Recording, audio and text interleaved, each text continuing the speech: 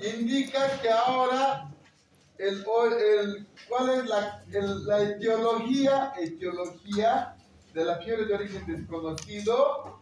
Las infecciones ahora están en el 16%. ¿Será que ha bajado o será que ahora hay mejores técnicas de diagnóstico de biología molecular para diagnosticar el segundo lugar, que son las enfermedades del tejido conjuntivo, o sea, las artritis, el lupus, las autoinmunes, ¿no? Y las neoplasias han bajado al 7, pero pese que se han agotado los recursos en biología celular y molecular para hacer diagnósticos, 51% no tiene etiología. Entonces, obviamente hay que revisar, ya les he dicho ayer que también se puede hacer artículos de revisión, ¿cierto? Pero se puede revisar la etiología de las fibras de origen desconocido. ¿Qué dicen las revistas? ¿Qué dicen los libros? ¿No? Entonces se puede hacer una revisión, ¿no? Exhaustiva, ¿cierto? Y se hace un artículo de revisión. O sea, hay diferentes maneras de simplificar, no es solamente la parte de intervención, ¿no? Si hay ganas, todo se puede, pero yo no los voy a obligar, ¿sí?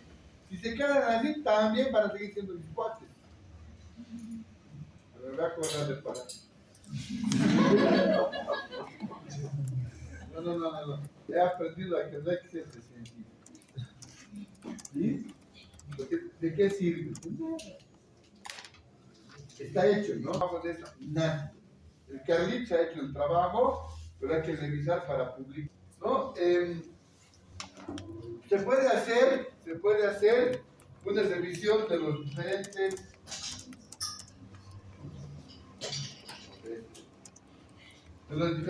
autores. Por ejemplo, del 61, del año 30, del año 83, del 82, del 92, del 97, del 2007, 2007, 2008, 2011, de diferentes autores, ¿no? Con diferentes cantidades de pacientes, ¿no?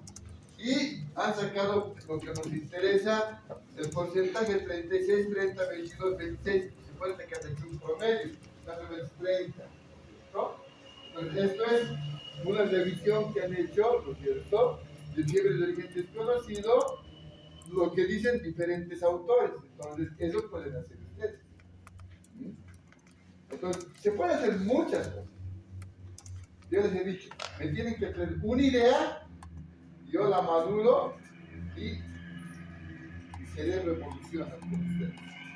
Gracias a ustedes yo puedo pensar. Si no me dan ideas, yo me atrofio. Pues me busco trabajito, ¿no? Me busco tareas. Bueno, no aprenderemos en el futuro. Entonces, el diagnóstico, hay que hacer diferentes diagnósticos. Ustedes tienen que aprender que cuando me hagan el caso clínico, me tienen que dar 3 diagnósticos: el diagnóstico epidemiológico, el diagnóstico clínico y el diagnóstico laboratorial. Y el diagnóstico epidemiológico va a decir qué factores han hecho de que el paciente tenga esta enfermedad, o el caso clínico, qué ha pasado.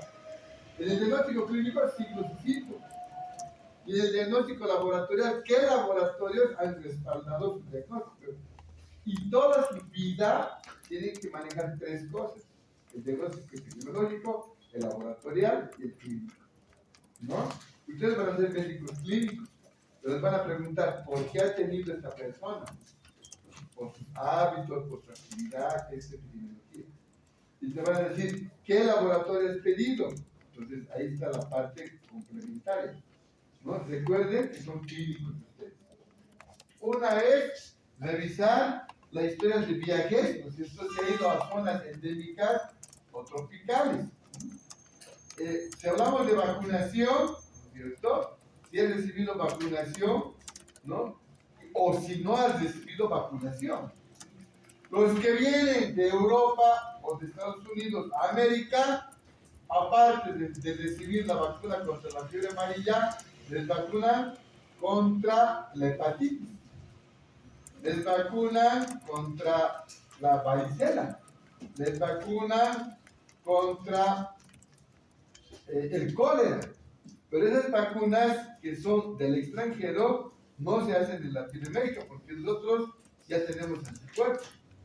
Entonces son otras vacunas que tenemos que saber también el otro lado. Cuando sean médicos tienen que saber, ¿no?, si se puso la vacuna para venir aquí y si no se puso, entonces obvio que tiene, ¿cierto? El contacto con animales es también epidemiológico, ¿no? Puede ser doméstico o silvestre. Ahorita estamos en brote de rabia, ¿no? Entonces, el grupo que va a rotar en septiembre le va a tocar rabia, porque en la primera semana de septiembre, creo que es el 9, es la campaña de vacunación nacional, así que al que le toque, seguro van a ayudar. El segundo grupo será. Así que más o menos hay que estar pensando, ¿no? A mí me gusta planificar, pero a veces no me sale, ¿no? Pero me gusta saber, a mí no me gusta la sorpresa. Me gusta saber qué hago. Me gusta saber, ¿no? Pues no me gusta mi cumpleaños. ¡Sorpresa! No me gusta. Pues nadie sabe. Y no me gusta que me feliciten, porque me felicita gente extraña. Ese día, ¡felicidades! Ay, ¿quién eres? No me gusta.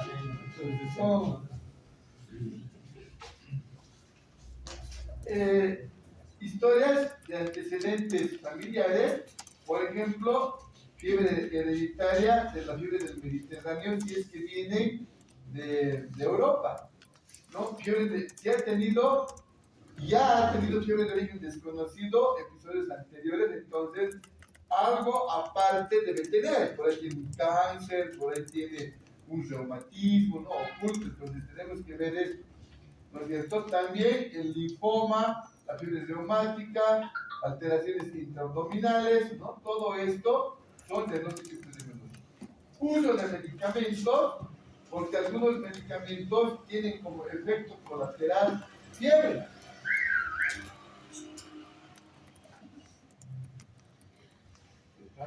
Justo a la hora del chairo.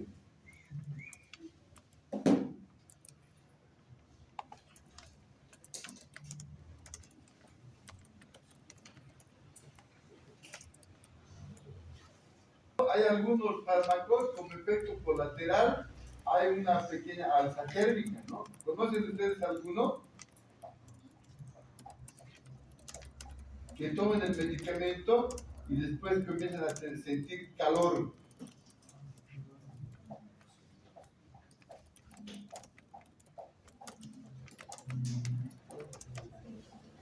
¿Sí? Ese sería pero por alergia. Doctor, ¿sería una cefalosporina, ¿Trazodone? Pero eso, si hay calor, generalmente es por reacción alérgica, digamos, ¿no? Por ejemplo, algunos antiespasmódicos intravenosos recomiendan colocar lento, porque primero pueden causar vasculitis, segundo, sientes calor. Lo colocas, ¿no?, un antiespasmódico cuando viene con sus cólicos, vena, y la enfermera que hace, tú te notas este medicamento que colocar lento, ¿no? Y le dice a la enfermera, va a sentir calor, el doctor, ¿no? Y caliente todo su brazo, ¿no? No se va a asustar, porque comienza a aumentar la temperatura por una reacción de vasodilatación. Entonces, algunos medicamentos hay que conocer sus efectos colaterales, porque puede ser que el medicamento le esté produciendo fiebre. Entonces, también lo tienen que conocer, ¿no? No es que como nuestra torta, ¿no es cierto? O sea, ya están en un curso donde tienen que analizar varios aspectos, ¿no? Tienen que pensar, ¿no? Su primera prueba va a ser cuando presenten el caso clínico. Vamos a ver cuánto piensan. Ya saben, no quiero karaoke. no que me estén caroteando. Entonces,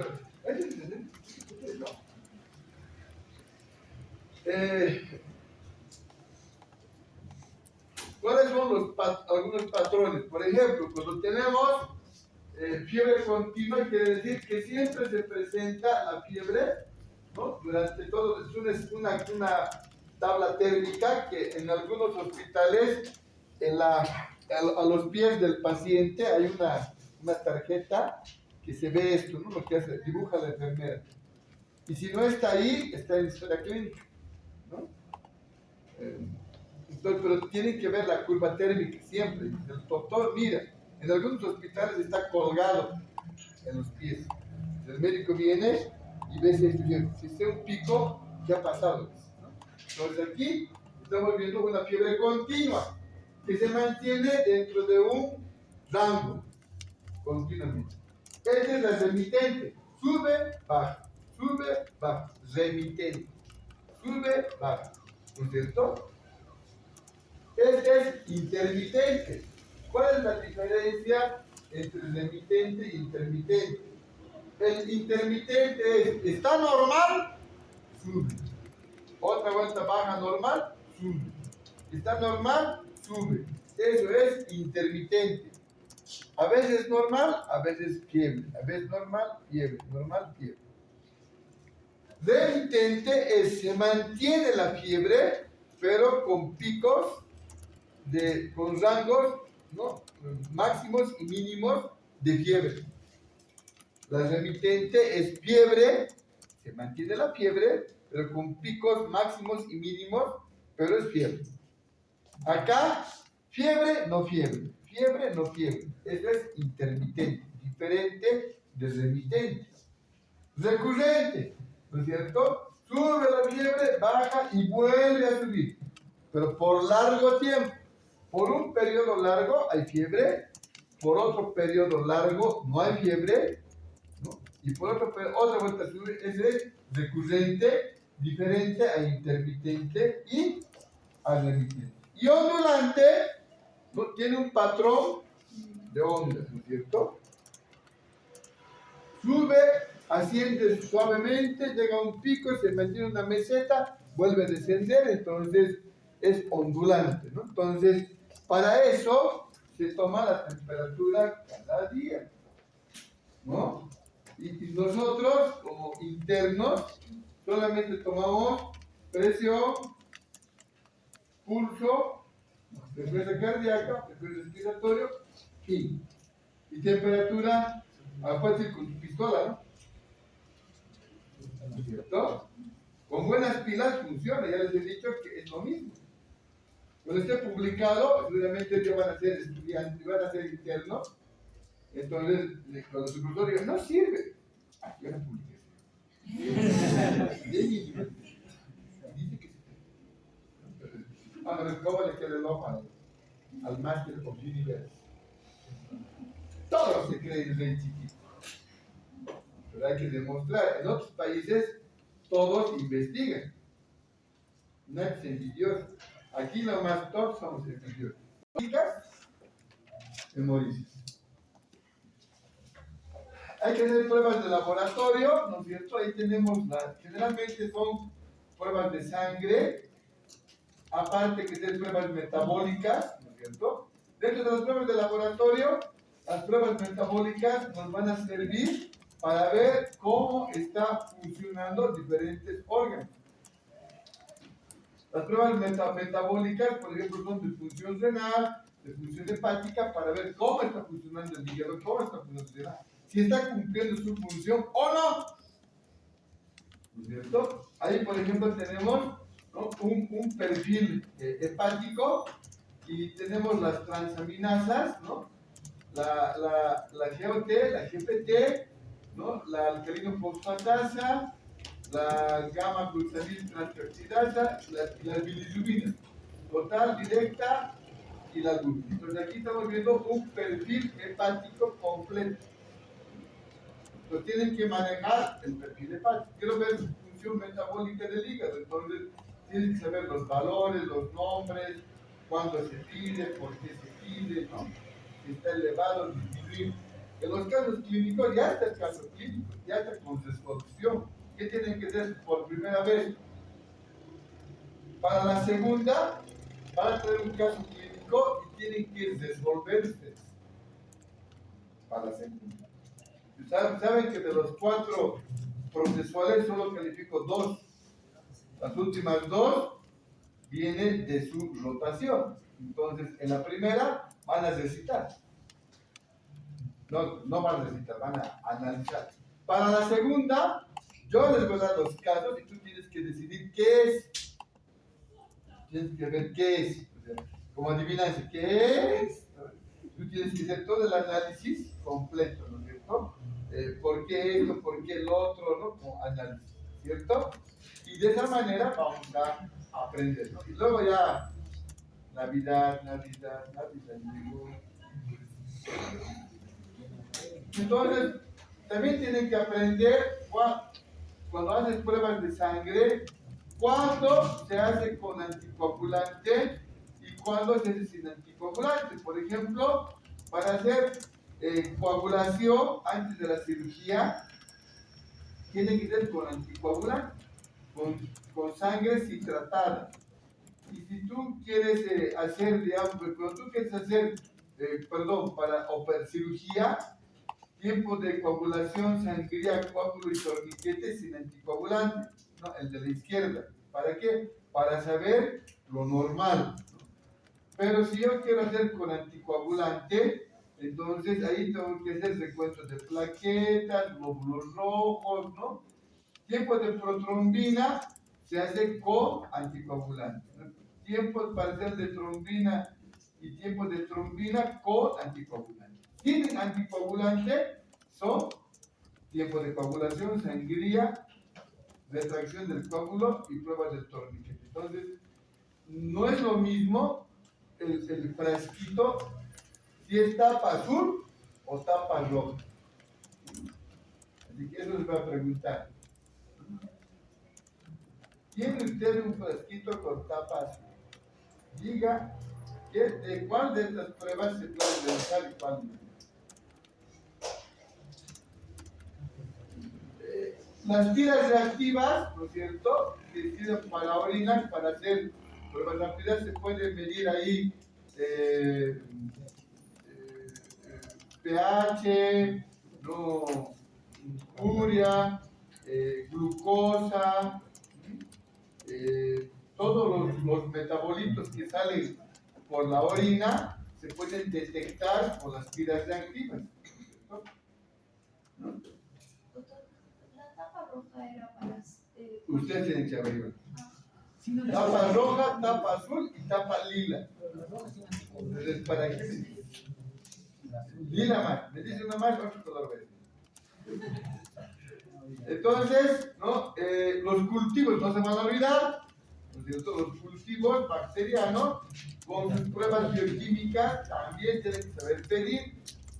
Las pruebas rápidas, ¿no es cierto? Cuando vayan a hacer su trabajo de campo con la doctora, con el doctor, en la parte de prácticas en el centro de salud, a los que les toque hacer VIH, se trabaja con pruebas rápidas, ¿no? Una gotita, IgG, IgM, enfermedad actual, enfermedad pasada o negativo, ¿cierto?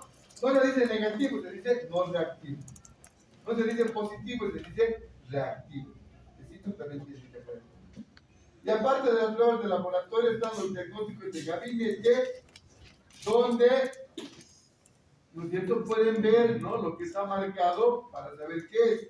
Cuando tengan pruebas de gabinete, radiografías, me tienen que explicar la radiografía, me tienen que describir la radiografía y no solamente me tienen que leer la radiografía, o sea, el resultado. Me tienes que explicar. Esta es una radiografía, ¿no?, de tales características, penetrada, no penetrada, ¿no?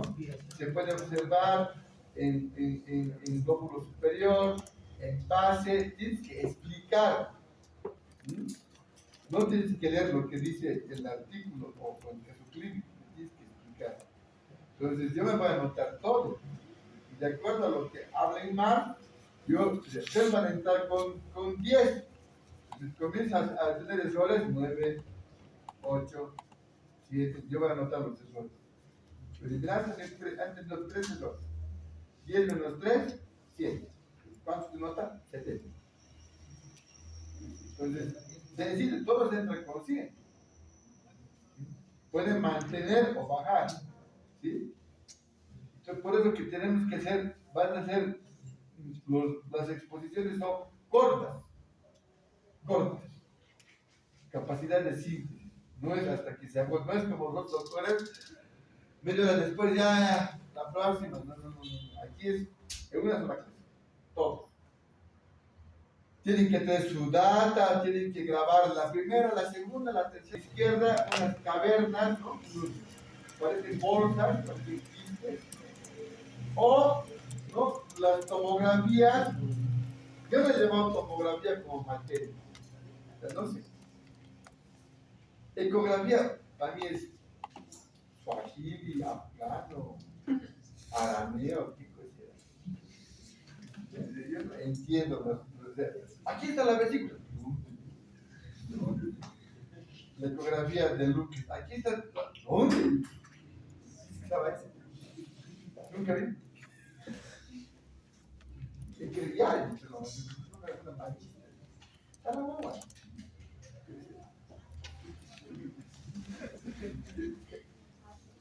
Yo sé que después yo no sé, yo no. Las invasivas, por ejemplo, aquí está una obtención de muestra con aguja fina, ¿cierto?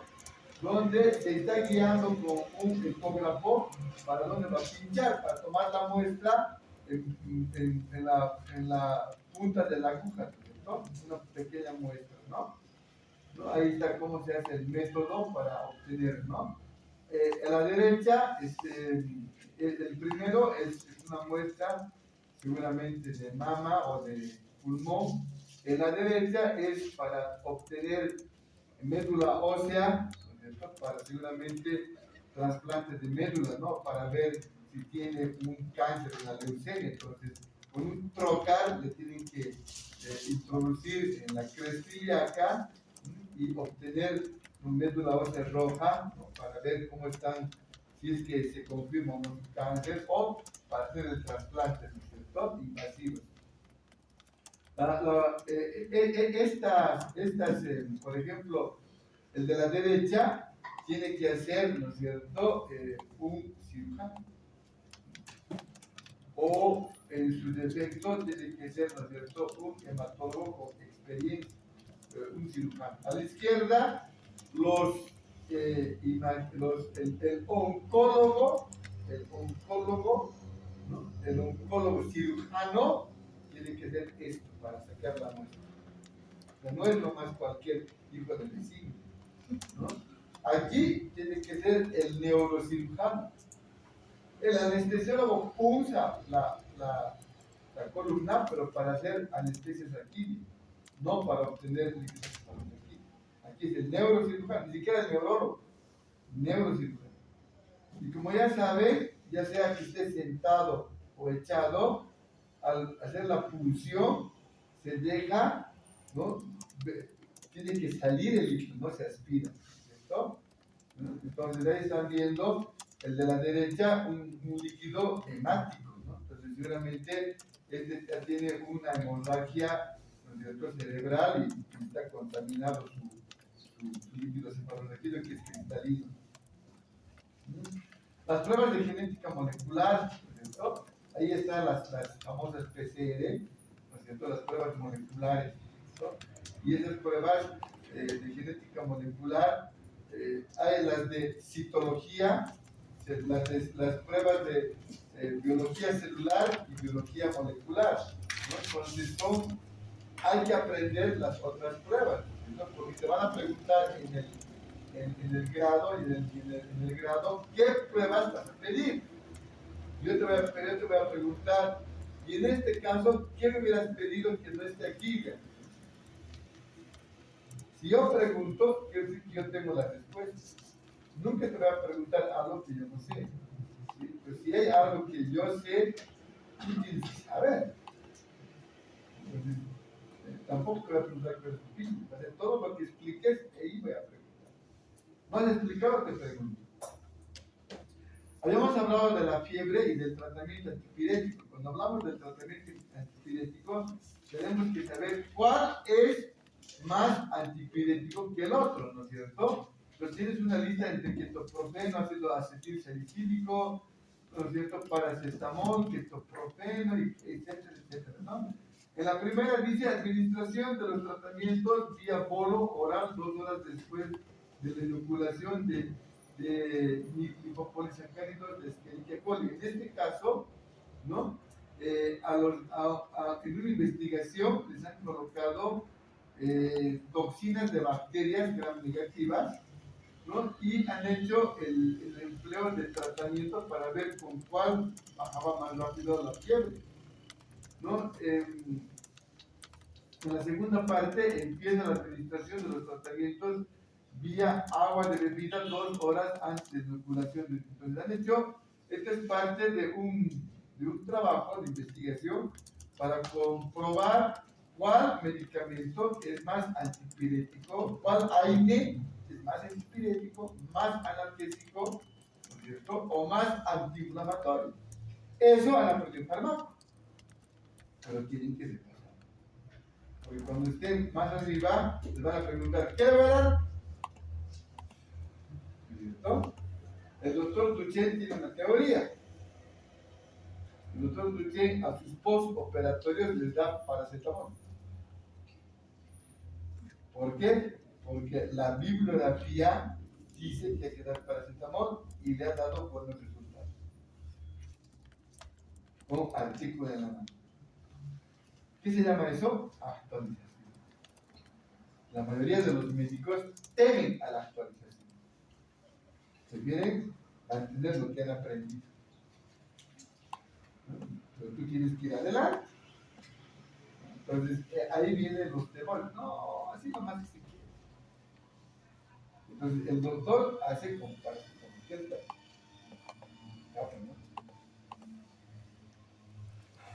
A mí, esta cosa. Pero hay que leer.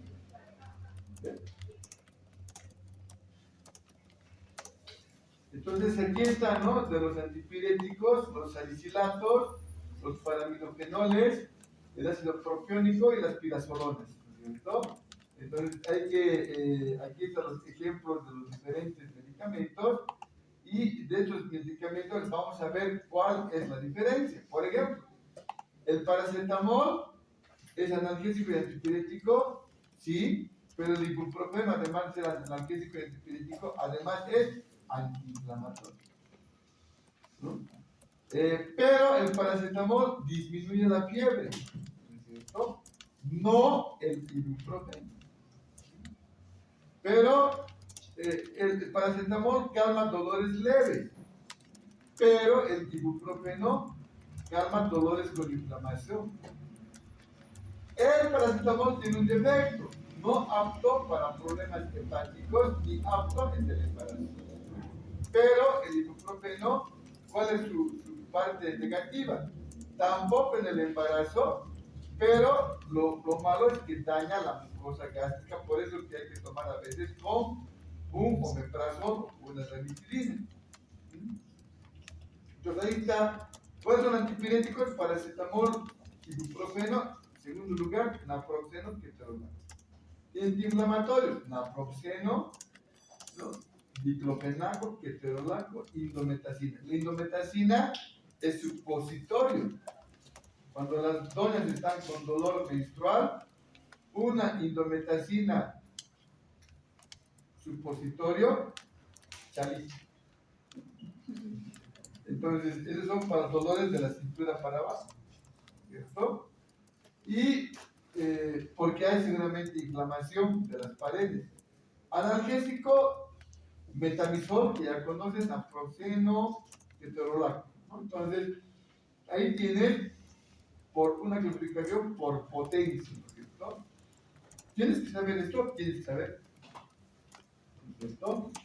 Y también tienes que saber lo que les decía ayer, el recordar el tratamiento antibacteriano. Mínimo tienes que saber los 5 mecanismos de acción, ¿no? Inhibición de la síntesis de proteínas a nivel 30S, 50S, son 2.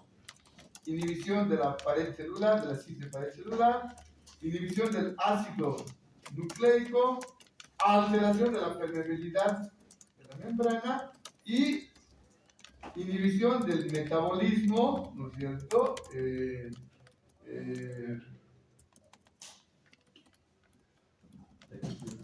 Del ácido fólico. Entonces, tienen que saber las familias y por lo menos 2 o 3 medicamentos, ¿ya? Entonces, el día sábado que le voy a dejar a la otra persona, también ustedes van a elegir a quién les dejo. Esta persona va a venir a buscarme, doctor, me tiene que, o alguien va a venir el sábado a las 7 de la madrugada, no sé. ¿No es cierto? También le voy a pasar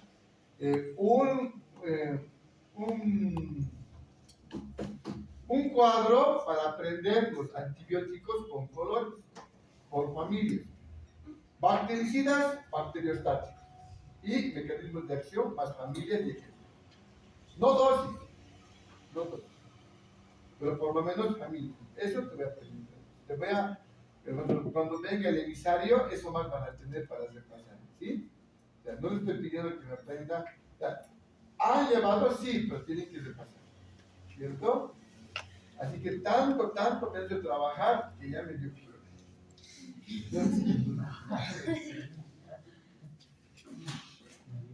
Pues ya me sacamos mis aquí.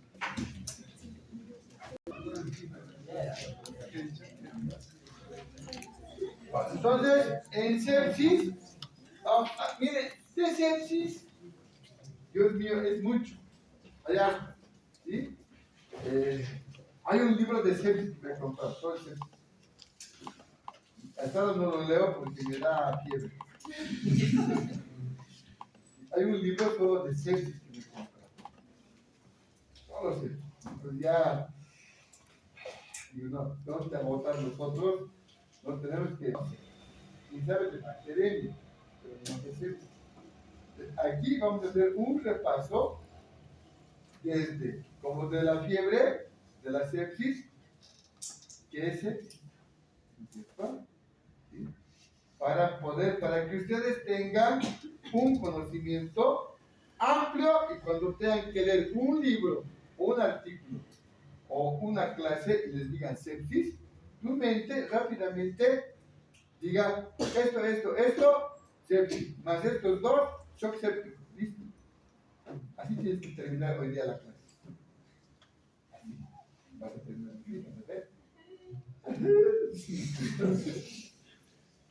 Por eso tienen que concentrarse. Y antes de hacer chis, una leyita. ¿No? Ya. Es cuestión de costumbres. Cada segundo cuenta. Sepsis. Los especialistas han comprobado que la sepsis es tiempo dependiente y que la rapidez en la aplicación del tratamiento es vital para la supervivencia del paciente.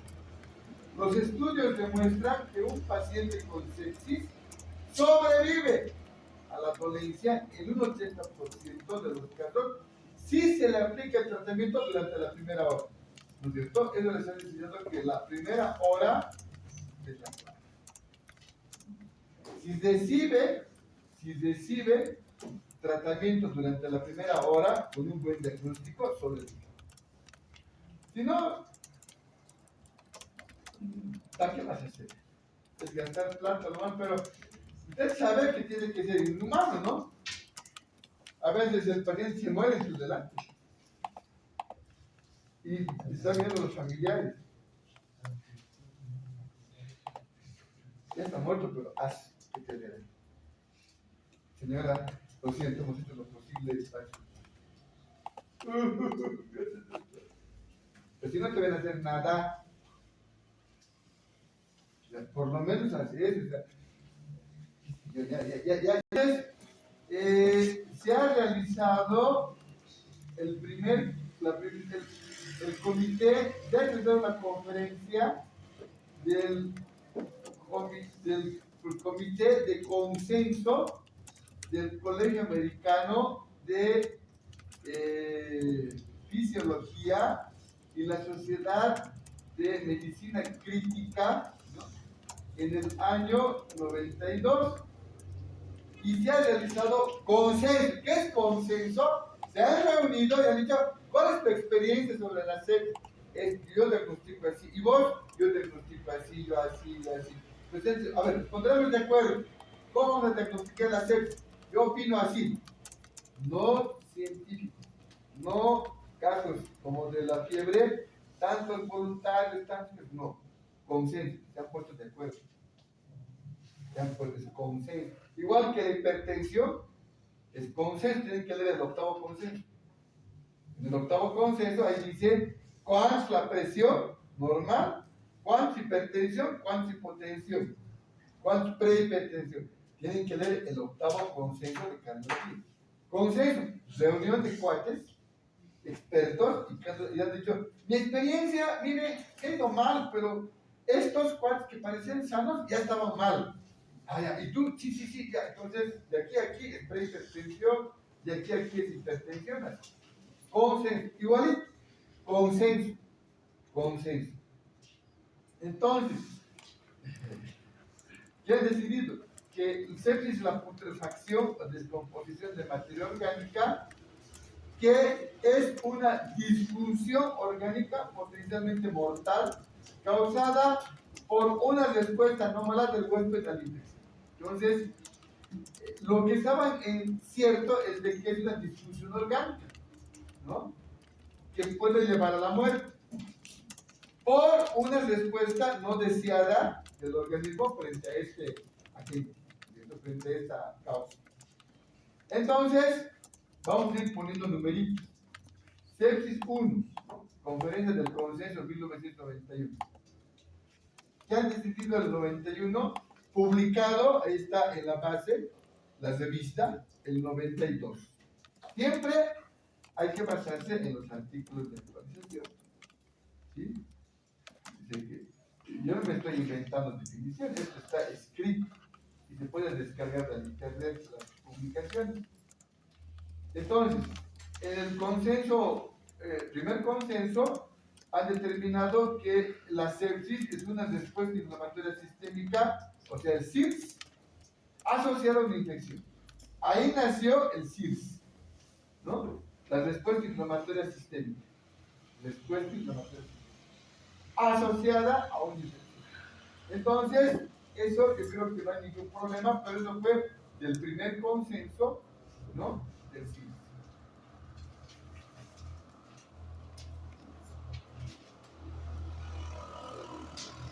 Y el SIRS, ¿no es cierto?, tiene que tener al menos dos de los siguientes datos clínicos.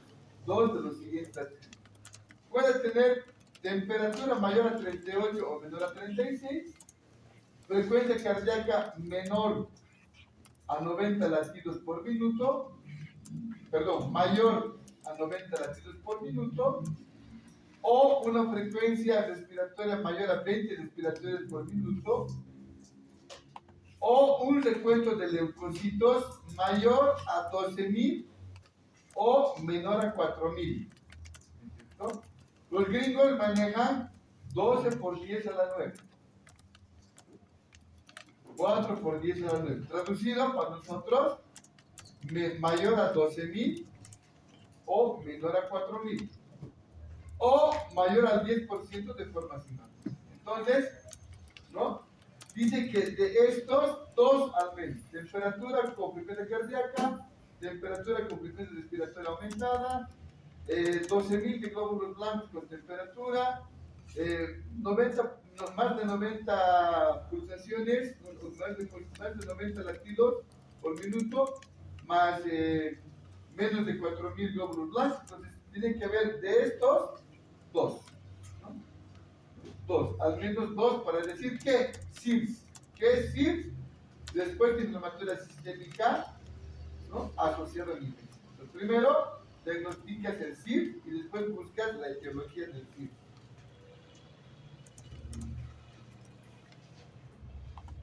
Entonces, ¿no es cierto? Para decir sepsis, era el SIDS más una infección sospechada o probada. Entonces, puedes vos sospechar de un foco neumónico más el SIDS, ¿no es cierto? Que son con dos.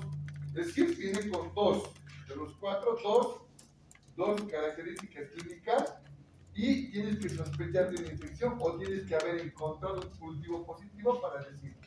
Entonces, eso era sepsis. Séptimo, primer consenso. Entonces, ahí tenemos los del primer consenso resumen. ¿Cierto? Los del primer consenso resumen. Vamos yendo de a poquito.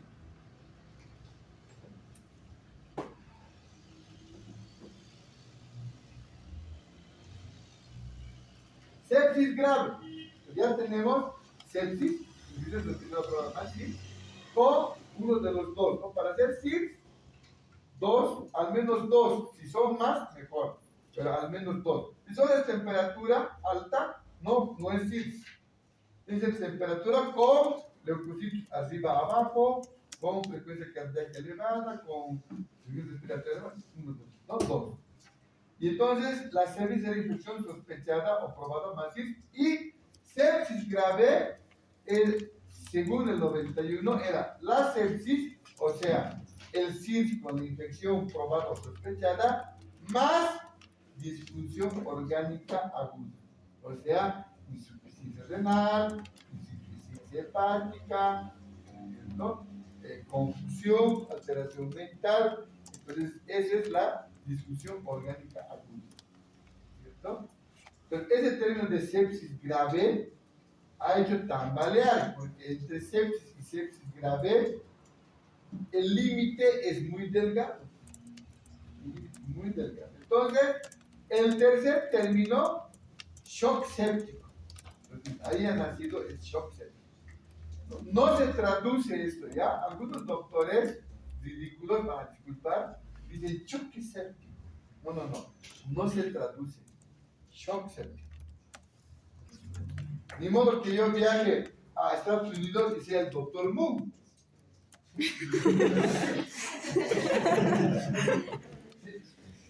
Come on, Mr. Julius Moon. No, sigo siendo el Hololoma. ¿Sí? Entonces no se puede traducir los nombres, ¿no? ¿Sí? No se puede traducir. Entonces esto es shock séptico, no es shock, pero algunos traducen. Y las reglas dicen no traducir. Pero si algunos les dice choque séptico, ustedes bien. Como que qué bien, ¿no? Alguien que no ha leído el Hadith. Que no está bien. Es shock séptico. ¿Y qué es shock séptico? Sepsis, o sea, todo lo anterior, ¿no? Dos características del SIDS, más infección sospechada o probada, más hipotensión persistente después de la fluidoterapia. Eso no tienen que olvidarse. Cuando hablamos de shock, para cualquier shock, ¿cuántos tipos de shock hay? ¿Cuál conoces? Shock, sí, shock hipovolémico. Y otro, cardiogénico. Otro, anafiláctico. Otro, neurogénico. ¿Falta alguno más? El hipovolémico es el hemorrágico. Perfecto, ¿no? ¿Qué? Ya. Todos, ¿qué? Bueno, todos esos, para decir shock, ¿sí? Tiene que haber hipotensión sostenida pese a la fluidoterapia.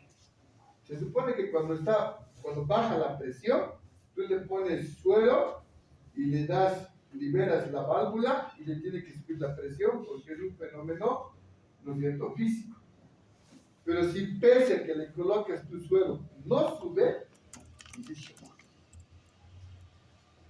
Entonces el paciente, ¿no es cierto?, si tú le colocas el suero y no sube su presión, está en shock. Entonces ya eso es un paso a la eternidad. Entonces ya tienes que decir, doctor, sí, está en shock. Si tú dices está en shock, el doctor va a entender que le has dado fluidoterapia y que no ha subido su presión. Pero no solamente es así, ha evolucionado y le han aumentado algunas cosas. ¿Ya? Pero como primera parte es para que aprendas de a poquito, ¿sí? Entonces, el 2001, ahí está el artículo, se reúne, ¿no es cierto?, la Conferencia Internacional de la Definición de Sepsis, y quien organiza es la Sociedad de Medicina Crítica, ¿no es cierto?, el año 2001, y publican el año 2003, ¿no? Este está publicado en un artículo del 2003, ¿no es cierto?, en las revistas de Medicina Crítica, ¿no es cierto?, y se reúnen varias sociedades, ¿no? Todas esas iniciales son de sociedades de cirugía, de medicina interna, crítica, ¿no? Y la segunda conferencia internacional determina que el SIRS, una respuesta inflamatoria sistémica asociada a la infección, ¿no es cierto?, pero cambia. Ya no son 2 síntomas, ahora es al menos algunos de los siguientes. Ya no son 2, ahora es 1. O temperatura de 38 a 36, o frecuencia mayor a 90, cambia. La frecuencia respiratoria de 20, ahora es mayor a 30. Por eso está con amarillo. Y el recuento de leucocitos se mantiene de 12.000, mayor a 12.000 o menor a 4.000, ¿no? Pero ya no son 2, ahora dice 1. Mira, en 10 años, menos de 10 años, mira, ha cambiado. Y es consenso, no es investigación, es la experiencia de los médicos. Se han puesto de acuerdo, todos puro expertos, y han dicho, ¿qué opinas? Yo he visto esto, en mi servicio he visto esto, mira, tengo algunas notas, yo también, yo otros, ya. ¿Qué quedamos? 1, ya, que sea 1. Entonces, ahora, tener 38, mayor a 38 grados, ya tienes que pensar en después de inflamatoria sistémica asociada a la infección. Ya no es ni probada ni sospechada, es asociada a la infección. Ahora es SIRS. Y basta un síntoma para el consenso 2. Para el consenso 2.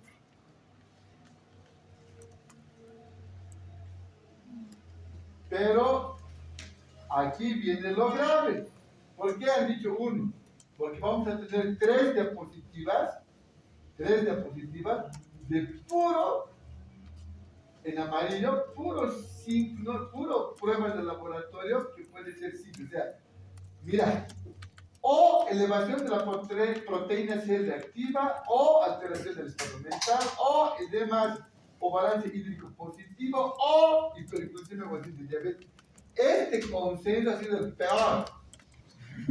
O sea, ya no eran los que están en blanco, 4 criterios y 2, ¿no?, mínimo. Ahora es 1 cualquiera. Pero si el paciente estaba con hiperglucemia en ausencia de diabetes, era SIRS. Si el paciente estaba con edema, era SIRS.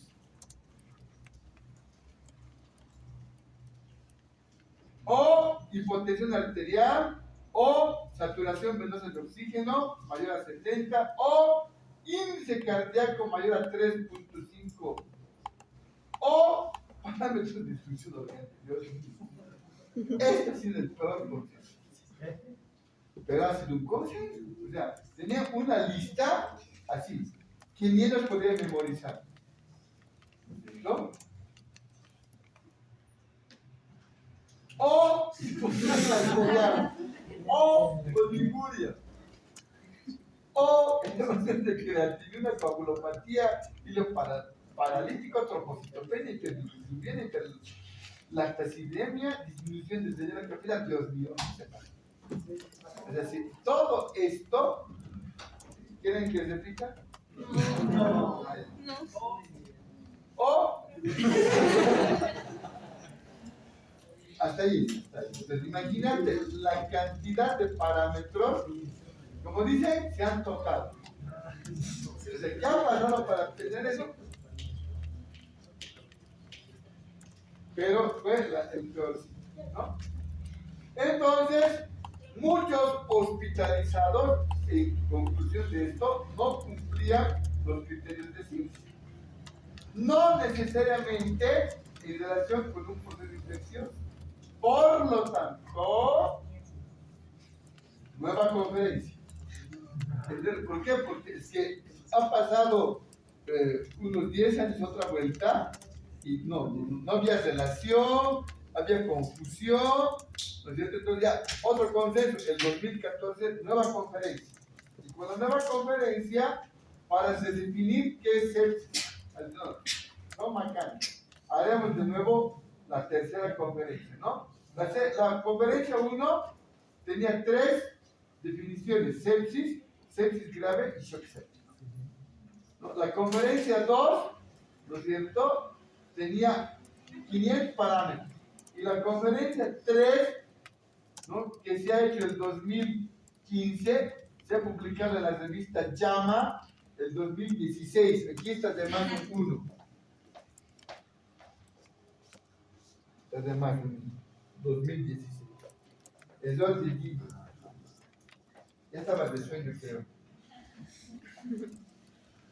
¿Cierto? Y la tercera conferencia, el 2015. Entonces, vamos a hablar de la tercera conferencia. Dice: sepsis, en la nueva definición, es la presencia de disfunción orgánica, que es un requisito central, ¿no?, y que anteriormente la disfunción orgánica definía la sepsis grave. Término abandonado en la sepsis. Entonces, sepsis grave deja de existir. Solamente se maneja sepsis y shock séptico. Entonces, ahora ustedes tienen que saber sepsis y shock séptico. Recuerden que shock es hipotensión pese a la perfusión, a la fluidoterapia. No tienen que olvidar, cualquier shock. Al paciente está con baja presión, le colocan el suero, no sube, listo. Está en shock. Entonces ya el especialista va a llegar y te va a decir: bien, muchachos, bien, ahora tranquilo, porque nosotros hacemos el principio, avisamos y llegan, ¿no es cierto? Y no es culpa de nadie, ¿ya? No es culpa de nadie. ¿Sí? Es el tatito adhesivo, el tatito Dios. ¿Sí?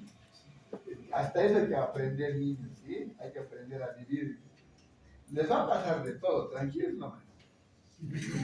Yo no doy buenos consejos, pero escucho, pues, ¿no es cierto?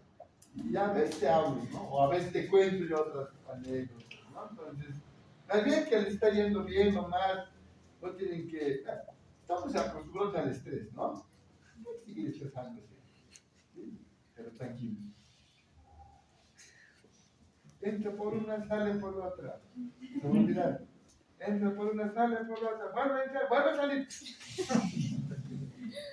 No se lo tomen en serio. Nada. Lo que se estén flechando con el de mi hermana me contaba de su internado a las horas y era, por la controversia, ¿no?, desaparece y solamente se habla de sepsis y shock séptico. Entonces, ahora, primera cosa que ha cambiado el consenso número 3 es sepsis y shock séptico. Nada más. Entonces, para que no nos hagamos bolas. ¿Sí? Entonces,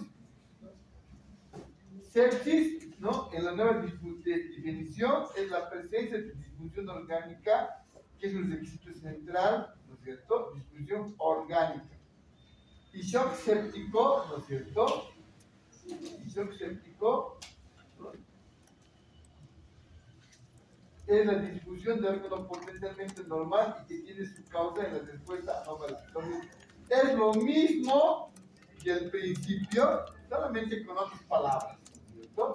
Solamente con otras palabras. Para lo cual, ¿no?, se ha creado un término que se llama la escala SOFA. La escala SOFA. La disfunción orgánica puede identificarse como un cambio agudo en la puntuación total SOFA. Ahora vamos a ver qué es SOFA.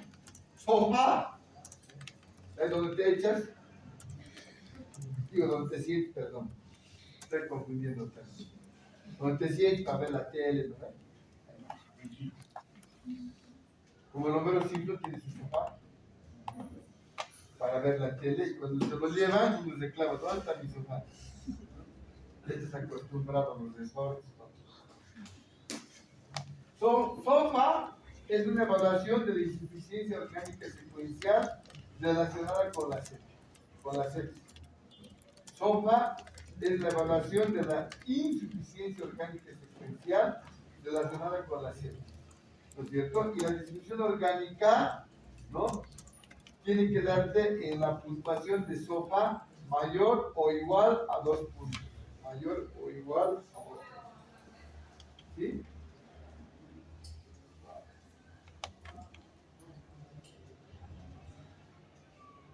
Pues ahí está el coma.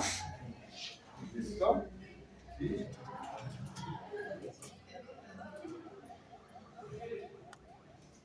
Entonces, la distribución orgánica aumenta la escala de evaluación secuencial de insuficiencia orgánica. Entonces, se ha inventado el Quick SOFA, o sea, la escala SOFA, la escala rápida del SOFA, o sea, la que nos va a ayudar a diagnosticar sepsis y shock séptico, pero hasta contar 3, porque les dije, para terminar la clase y van a saber diagnosticar.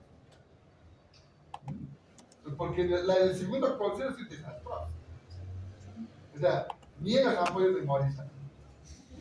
Entonces se han inventado, y de todos los, si ustedes ponen Quick SOFA en el internet, un montón de sofás te van a aparecer. Yo he elegido uno de una revista española, que me parece bien. Los españoles son criteriosos, ¿no? Y son capos en este campo. Entonces, aquí tienes un sofá, ¿no es cierto? Y cuando tú sospeches de infección, tienes que vos medir o evaluar 3 aspectos. Uno, el estado de conciencia. El estado de conciencia, si está alterado, tiene que tener menor a 13. 15 es lo normal. 15 es lo normal, la escala. ¿Qué mide la escala de Glasgow? ¿Qué mide? El estado de conciencia. El estado de conciencia. ¿Sí? El estado de conciencia. No nos dice si está consciente o inconsciente, nos dice el estado de conciencia. ¿No? Entonces, si es normal 15, menor a 13, ya hay alteración del estado de conciencia. Entonces, si tiene menos de 13, entonces, primer parámetro, alteración del estado de conciencia. ¿Con qué escala? Glasgow. 2. Mides la presión, la tensión arterial del paciente, y si la sistólica está menor a 100 milímetros de mercurio, ya hablamos de hipotensión. Si la sistólica está menor de 100 milímetros de mercurio, 90, 70, 80. ¿Quién será antes sin barbijo? Dios. ¿Qué hablan? ¿No? Ponte barbijo y te voy a decir, ¿no? A mí en la calle, en plena pandemia, yo con mi barbijo, ¿no es cierto? Y todos me saludaban. Hola, doctor Bruno. ¿Y cómo sabe? Entonces creo que he debido impactar en su vida, ¿no? Mala o buena. Con máscara creo que pueden reconocer, ¿no? Por ahí, por mi silueta, por ahí también. No puedo parar de advertir, por eso no voy a la fiesta. Su voz es irreconocible.